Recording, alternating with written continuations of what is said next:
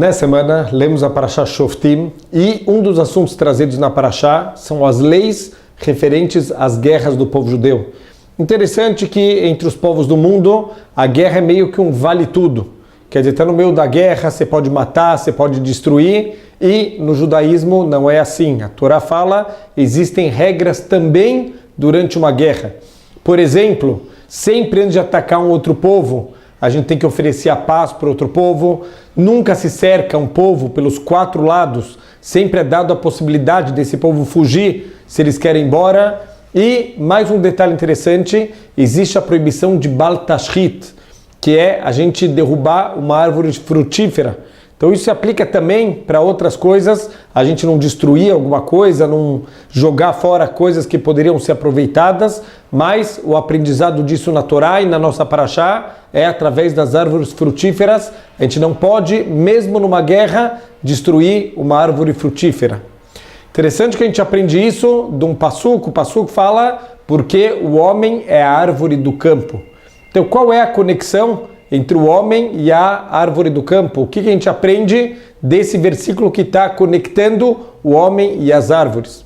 Interessante algumas características das árvores que a gente pode aplicar para a nossa vida, aprendizados importantes.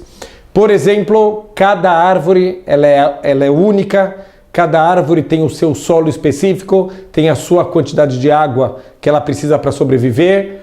Assim também a gente tem que olhar cada ser humano como uma pessoa única com necessidades especiais. Então muitas vezes a gente erra com as pessoas, e em especial os pais com os filhos, de tratar todos os filhos da mesma maneira. Cada criança, cada ser humano é uma criatura única e tem as suas necessidades especiais. Mais um ponto, a árvore ela vive dos nutrientes da terra que as raízes vão puxando, mas sem o sol ela morre.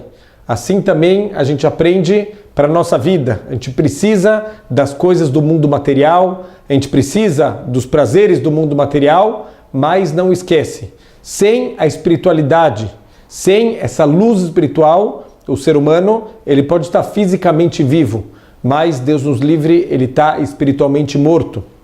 Um terceiro ponto importante, se você plantou maçã na tua vida, não adianta na época da colheita esperar colher laranja. A gente colhe o que a gente planta na vida. Então muitas vezes a gente reclama de situações que, se a gente voltar e olhar para a nossa vida, a gente vai perceber essa situação foi a gente que acabou plantando em escolhas erradas que a gente fez na vida. Por último, um último ponto interessante, tem uma história de uma pessoa muito simples. Ele viu certa vez uma árvore, ele estava contemplando aquela árvore cheia de frutos bonitos e ela viu uma raiz de uma árvore. Ele falou, gente, que coisa incrível, uma raiz tão feia, saem frutos tão bonitos.